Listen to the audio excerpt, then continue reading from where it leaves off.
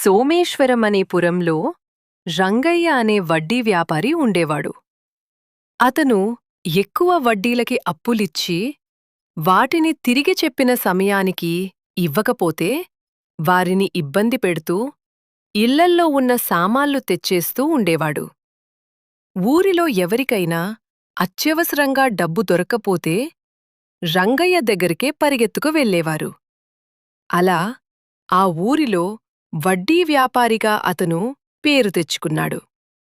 అదే గ్రామంలో సోమయ్య అనే ఒక సాధారణ రైతు ఉండేవాడు.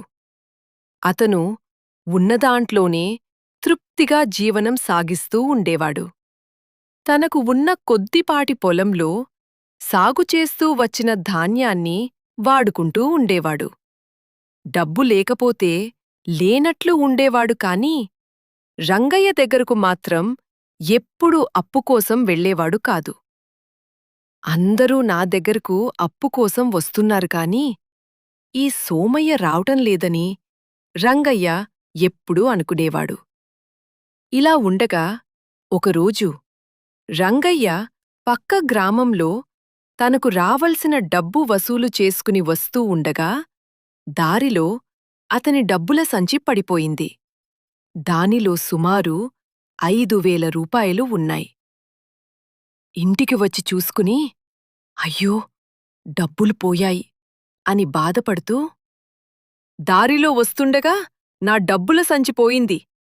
అది తెచ్చి ఇచ్చిన వారికి 1,000 రూపాయలు బహుమానంగా ఇస్తాను అని ఊరిలో చాటింపు వేయించాడు.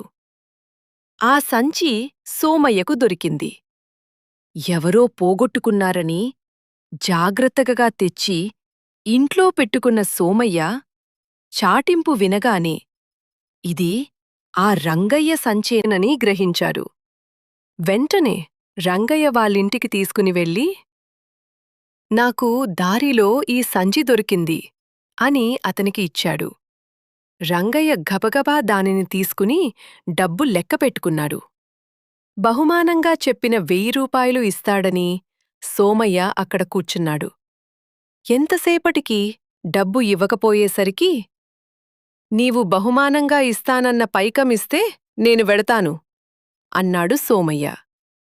దానికి రంగయ్య పిసినారితనంతో అదేంటి నా సంచిలో 6,000 రూపాయలు ఉండాలి, ఇప్పుడు 5,000 మాత్రమే ఉన్నాయి. నీవు రావలసిన 1,000 రూపాయలు ముందే తీసుకుని నాకు ఇచ్చావు అనుకున్నాను అని అబద్ధం చెప్పాడు.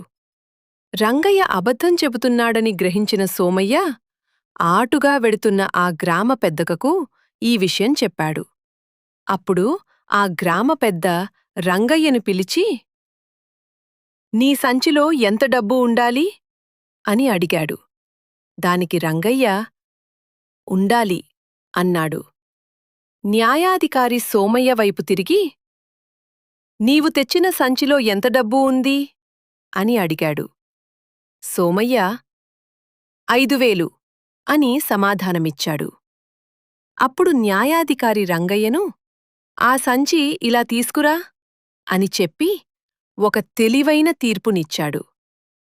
రంగయ్య, నీ సంచిలో 6,000 ఉండాలి, కాని సోమయ్యకు దొరికిన సంచిలో 5,000 మాత్రమే ఉన్నాయి. సోమయ్య డబ్బు తీయలేదు అంటున్నాడు కాబట్టి ఈ సంచి నీది కాదు.